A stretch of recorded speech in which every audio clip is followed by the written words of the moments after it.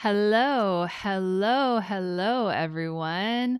Welcome to the Coach Pony podcast with me and Bobbi Palmer. And Bobbi appears frozen in frame. Bobbi, I hope you are okay on your end. It looks like maybe I lost you, unclear.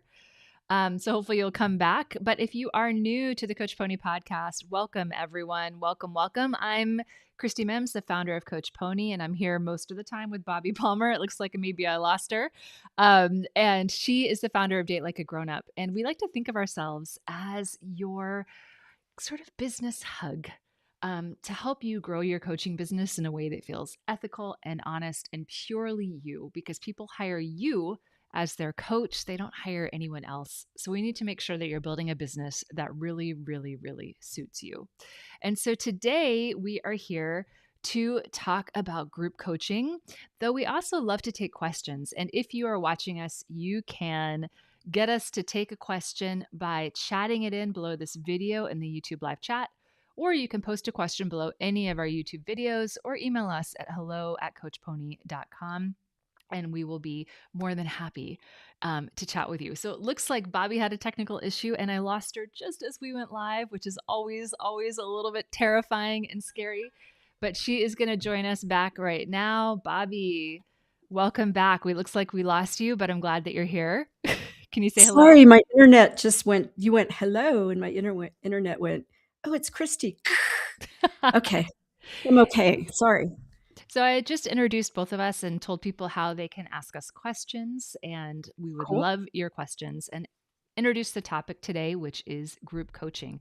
And I wanted to peer inside group coaching a little bit more closely and talk about some of the back end stuff that if you're new to group coaching, you probably don't know. Things like how many emails do you send during a launch? Or what kind of tools or tech might you use in your group coaching program? Things like this. So, with that, I want to dive into question one. So, the first question we got, this was a much longer question. I want to thank the person who submitted it, but I want to make it a little bit shorter. And the question is, what did you include in your higher touch group programs? What did you include in your higher touch group programs? They didn't give us any more specifics. So, I think we can just answer this question the way that we want. So, Bobbi, I would love for you to start. Talk to me about what you included in your program, Love School, which was a high touch group coaching program. Sure. Okay, so just a real quick intro to it. It was called Over 40 Love School, and it was specifically designed to be very high touch because it's very personal information. Since I cater to women over 40, a woman who's 55 who's having dating issues doesn't want to be in a group with 22-year-olds. So it was very, very specific. And I think that was a real plus. So I should say that was a real plus. I delivered the program, I think 4 times over the years. I started real quick pricing. I started at like 2,000, was up to like 7,000 over the years. So what I included was, first of all, there was an online learning center that had all the DIY work. Excuse me, I'm a little schmutzy today. I had all the DIY work. So my online learning center was something that I developed over the years from private coaching content. So first they did this independent work, and then we came together every single week for 6 months, with a couple exceptions, holidays and so forth, for 6 months for a live session reviewing the work they did independently and me doing individualized coaching and hot seats. And often those calls, and they knew this in advance, often those calls went 90 minutes, sometimes 2 hours. So again, it was very personalized. I had up to, I think that the largest enrollment I had was like 14. So women really got a lot of one-to-one, very specific personalized coaching. So there was the Learning Center, which was really juicy, like super, super juicy. A lot of video, a lot of worksheets. Yeah, it was great. If I do, and the weekly sessions, I was available email. They had, I think, depending on which year I delivered it, 2 or 3 one-on-one sessions with me over the 6 months. Let's see, what am I forgetting, Christie? You had a live So it event, was right? very Oh, and yes. So the last 2, I had retreats. I had live retreats, and those were, optional, of course, and they were and just to say, I did charge extra for those. They were great too. They were so much not just fun, but so rewarding and so great for the women. I made a mistake. First time I did it at the end of Love School. And remember, these women are on the phone on Zoom with each other almost every week, and I had almost 100% show up rate for Mm. every live I did. Um, so I made the mistake of doing it at the end, and then I switched it to doing it in the middle, which was much more effective, obviously. And some of these women, 5, 6, 8, 7 years later, are still in each other's lives and supporting each other and really good friends. So tell me something. You said you charged extra for the retreat. Speak more on that. Well, as you know, because you've done many of them, there's extra costs involved. And again, not everybody could go. So I didn't, I only charged, I think it was something like $300. It was kind of nominal, relatively speaking, but it was to get that extra buy in. It was 2.5 days. And it wasn't just really to cover expenses, it was also to get that extra buy in and add that extra perceived value because a lot of women had travel costs and so forth. Mm.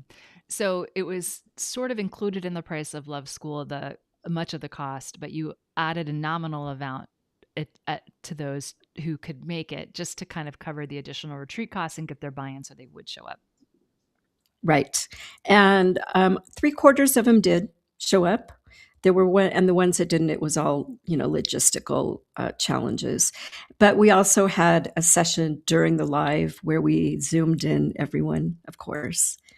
Did they I mean, did they get it's anything? Did community.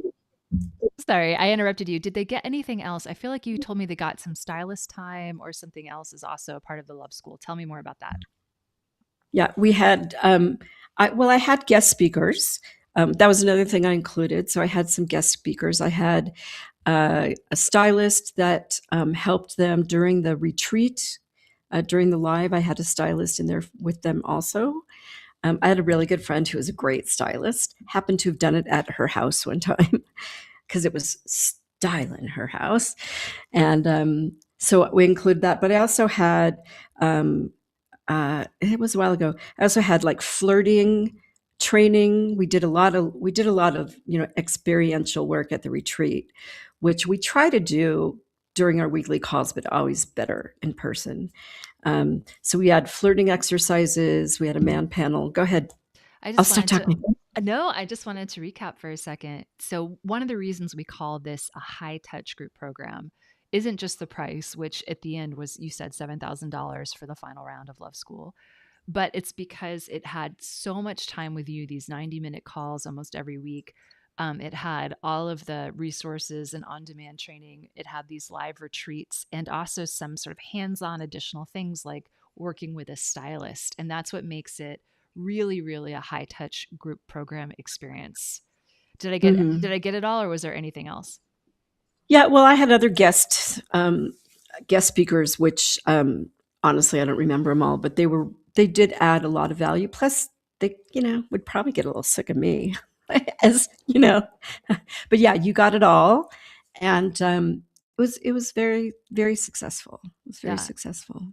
And one of the cool things about these higher touch group programs, which they allow you to work more closely with your clients, but also the clients can get to know each other better because they have more chances to connect with each other, which makes them much more likely to engage and make progress. Being in a supportive community is so powerful. And that's an advantage right now in these days of AI. Having a community is something AI can't give you, but a group program can, as well as this live experience. Again, something AI can't give you. So I think there's a lot of power to the higher touch group programs, like low touch programs, do it yourself programs. There's, those are a little bit harder to sell right now because we have as much information as we've ever had. And I think people are overwhelmed by it. But getting to work with a stylist, getting to meet Bobbi in person, getting to do things like that, that is irreplaceable still. And so it makes these programs really valuable. And I love that you also brought in outside speakers and things like that. When you have a higher touch program, you have the profit and flexibility to often add in extra touches. I had a retreat once and I took everyone on a really high-end wine tasting experience as part of the retreat because we had built it into the budget. We had allowed for that as part of the whole experience. Um, Mhm. so, what did you like the most about running the Love School programs, and what did you like the least? So, talk to me about those two things. Okay, what I like the least, I'll start with that. It's easier. No, what I like the least, I don't enjoy marketing like you do. Um, so that's tough. And the technology just I mean, I had 2 cohorts, so I had to run, 2 different so I had 2 sessions a week. Each cohort had 1. And so that I didn't mind. That was a good part. The the technology, the logistics behind that, I had VA working a lot of hours on helping me with the logistics.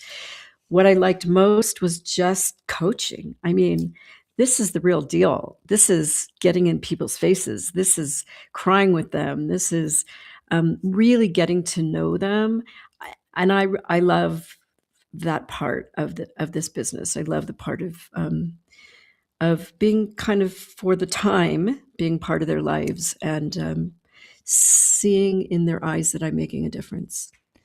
When Yeah, you had these two cohorts running, did you enroll them all at once and split them into two cohorts so they would have a much smaller group? Is that was the thinking?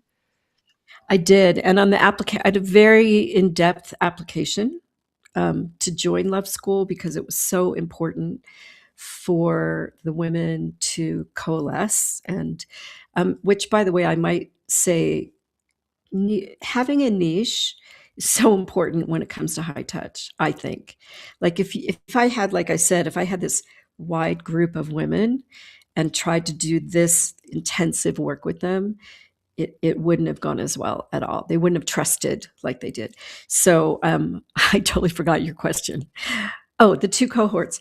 So what I did is the application, I asked them in the application what their availability was, and that got me ahead. And then I did interviews before I accepted them into the program. So that helped me set, the timing and the logistics for each cohort.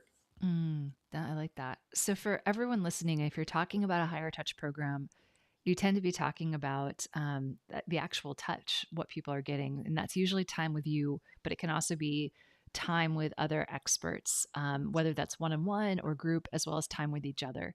So just think about that as you plan out your higher touch programs, because it can be really great. I have a program that it's I consider it a high touch group program, but it's not super high touch, which is what Bobby's was. So, our Build a Real Business program, because we have daily coaching in our online Facebook group, so you can get direct feedback from our Barb mentor or from me, as well as weekly calls throughout the year. So, you can jump on a call at any time. Sometimes we have 2 calls a week. We have community events, we have teaching events, we have Q&As, as well as all the training. So, to me, that's relatively high touch for us, but you can get much higher. You can have retreats, you can have longer calls, you can have smaller cohorts. There's a lot that you can do depending on what suits you and your style.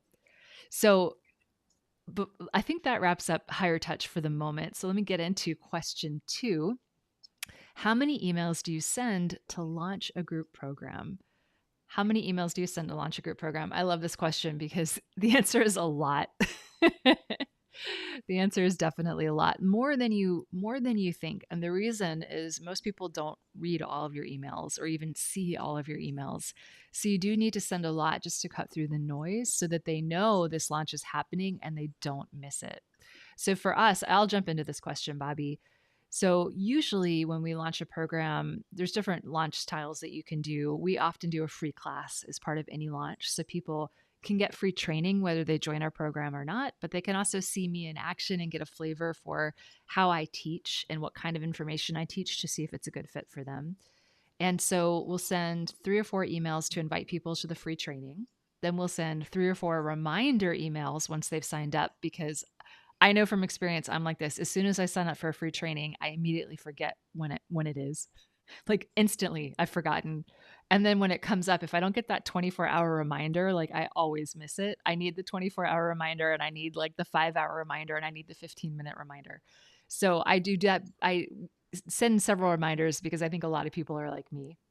And then once we open up the enrollment to the program, we'll often send 7 to 9 emails just about the program itself. So we send maybe 15 emails for a launch, maybe more, depending again on what we're doing. So it's quite a few emails. And the more complex the launch, the more emails you send, for sure. Would you agree with that, Bobbi?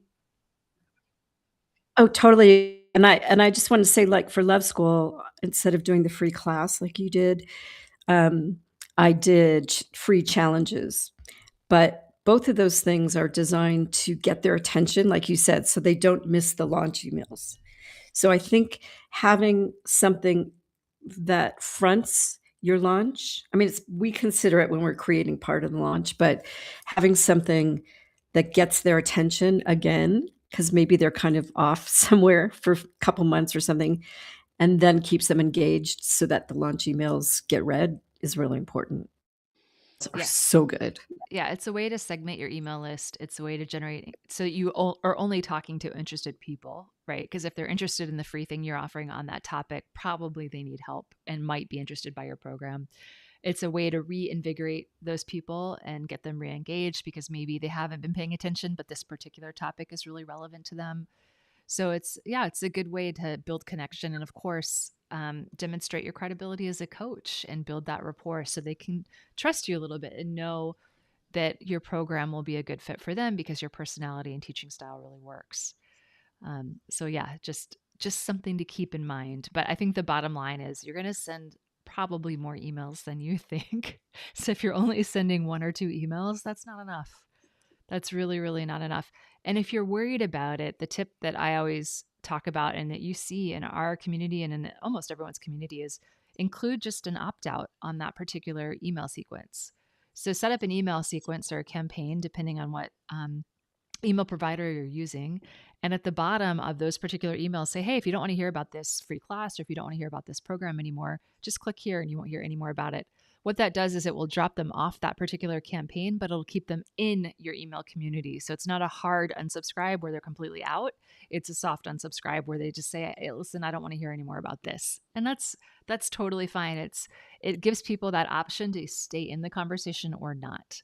And I often Yeah. even during a bigger launch, I'll even put it at the top of the emails the first thing, like, hey, I'm talking about this. If it's not for you, no worries, just click here. Just because sometimes people still get upset, like, you're emailing me too much. And I'm of the opinion, well, you joined my email list because you needed help. So if there's help, I'm gonna tell you about it. Anything else to add, And Bobbi? well, just, that goes back to what we talk about a lot, which is you're not selling them, you're helping them. The right people need to get those emails. And I think it's kind of good manners to do that. And Yeah. it's appropriate. And don't worry about people opting out. Don't take it personally. Just don't be like me. Don't check every single email and then think you have to change everyone and react and react and react. It's a mistake I've made over the years. It's part of my personality. And make a plan and stick to it and watch it. And yeah, don't be reactive. Yeah. A big You know mental what I health mean? tip. A mental health tip is to make sure that you unsubscribe from any opt-out notifications because your email provider will sometimes send you a Oh, notification yeah. when someone unsubscribes. Don't get those or filter them. Don't see them. Anyone, no matter how good you are, every time you send an email, someone is going to unsubscribe. Truly, Yeah. because their inbox is full, because they're not interested in that topic anymore, because it's just a bad time. It has nothing to do with you. It's totally fine, but it's hard not to take it personally. So don't even see it. Don't worry about it. And a thing that took me a long time to get comfortable with was the idea that ultimately I am running a business. Like I'm here to help. We give so much away for free at Coach Pony. You're welcome to listen to these podcasts, look at our videos, read the blog, whatever it might be to help you grow your business. And good for you. Like use those resources. But I do run a business, and to give free resources, I need to have paying clients. And so I'm not ashamed to sell to people. And if you're in my community, you're there because you need help growing your coaching business. And so sometimes I'm going to tell you about ways you can work with me more closely that are not free. And if that offends you, that's fine. You probably weren't going to buy from me anyway. So I welcome you leaving my community. That's okay. Go find some Mhm. other help or whatever might like float your boat today. That's totally fine with me. It's better for you and it's better for me. So don't worry about offending people as coaches, you guys. If they really hate the fact that you're sending them email after they signed up to hear more about it, then they're probably not going to buy from you anyway. And it's better they get off your email list. Yeah. Yes, that. So, another good question, Bobbi. What kind of tech powers your group programs? So, what kind of back end tech powers your group programs? I can jump into this one first, and you can share as well. Does that work? Yeah, So, sure. I am still really old school, you guys, because of the time that I grew up in terms of setting up my group programs. So I use WordPress for my flagship programs, coupled with Wishlist Member, which is how we keep things password protected and private. But for some of my smaller programs, I use built in technology through Entreport, which happens to be my CRM. And if I could do it all today, I would probably start with a tool like Kajabi or Thinkific or a platform where it's all done for you. What is it?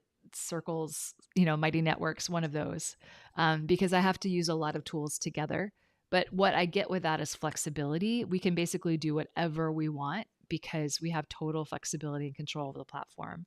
The other tool that I use is Add Event, which powers our calendar and calendar invites for our students for the programs that have live support. And of course, we use Zoom for live calls and a program called eCam to get more fun looking live calls like this one. Bobbi, what technology did Funny. you use for the most part? Well, I'm a lot older than you, you said, because that was my day. But I use Entreport also, which is really robust. I mean, yeah. I use Entreport and I use Acuity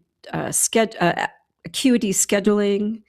So basically, some of the same things that you did. And I moved CRMs a lot. Uh, Again, being reactive.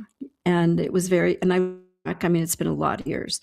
I look back and for those of, if you're just starting out, you're going to have something that's, has this many features and costs this much. And then at some point, you're going to have to grow, but be really thoughtful about that decision. Be really thoughtful about moving from one technology to another because it's expensive. It takes a lot of time. As much as they say, oh, just plug in your old and you'll, move it to the new. Um, what you use works, Christie, right? So if it's working, but you hear some look over there, a squirrel. This is really groovy. I would say, if it ain't broken, don't fix it. Yeah, That's what. I agree with that. You'll have many options, but try to stick with one for at least a little while. Sometimes prices or options or support changes and it might force you to move, but it is a huge amount of effort and distraction unless there's something that you really need that you're not getting. It's often not worth it in the short run for sure. Um, and so I think that is all we have for our questions today on group coaching. But I do want to let everyone know if you're listening, we have a free class. I'll link it in the show notes below if you're listening to the podcast, and we'll make sure it's in the description of this video. But we have a free class all about the 5 big mistakes that coaches make when they launch their first group program or any group program, really. And so I've gotten over 7,000 group coaching clients in my time. And so I've learned a few things because I've launched a lot of different programs. And so these are the mistakes that I've definitely made and I've seen a lot of other coaches make. And it's so if you are thinking about a group program or you have one and it's not really going anywhere, sign up for this free class. It's happening on Thursday and you can find it on coachpony.com right now, but again, we'll link it in the show notes and so you can get in on this, and yes, there will be a recording if you sign up. But it's the only time of year I do this free class. It's one of my favorites too. So if you are at all interested, I do recommend you come because it's going to be a really good time. I love talking about group coaching. And with that, Bobbi, it's time for our business and life tip of the week.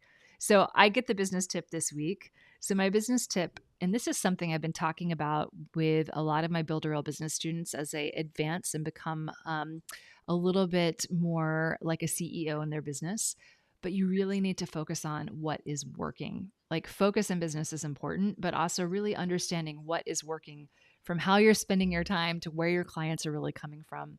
A lot of times we end up kind of making decisions based on vibes and instead of thinking like what is really working here. So please sit down and ask yourself, what is working in my business and how can I do more of that? Again, it could be something in your routine, it could be something in your sales calls, it could be something in your marketing or all three.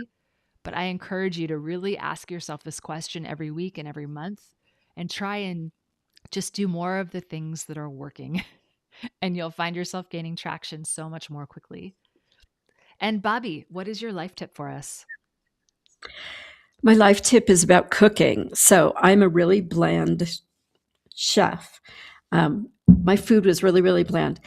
Always, like, chicken breast and some vegetables. So I came and I'm trying to eat a little more vegetarian, a little healthier. So I came across this vegan chef. Vegan cooking, if it's good, is really boring. But her specialty, what spices to add. She's Indian, Eastern Indian. She's teaching me how to make flavorful food, and it is vegan. Sometimes I add tofu and I stay in the vegan world. Sometimes I add chicken. Sometimes I add fish. So my tip is find a vegan chef if you're looking for adding flavor to your food. Use that, and then if you're a meat eater, add your meat, add your poultry. It's a really good tip. All Life right. life tip. All right, everyone. And a reminder to also eat healthy, which I think I definitely need at all times because I love chocolate and desserts and things that are bad for me. So Bobbi, tell everyone how can they find you after this call? Where can people go to find you? Come to datelikeagrownup.com, and I would suggest going straight to my blog page, and I've got 150 something articles there, and there's great help. And if you're interested in either coaching for your dating or coaching for your date coaching, does that make sense, Christie? Yes. There's a contact sheet. Get in touch with me. Let's talk. Yeah. So date like a grownup.com and /blog if you want to read one of Bobbi's many, many awesome articles. And for us, you can find us over at coachpony.com. We have an awesome free class for you coming up this week on the 5 big group coaching mistakes. I'll link it in the show notes. So make sure you check that out. And if you want to join one of our YouTube lives, later on, we post the notifications about a week out. So subscribe to us on YouTube and you'll be more likely not to miss out. So, with that, everyone, thank you for a wonderful time, and we'll see you next time.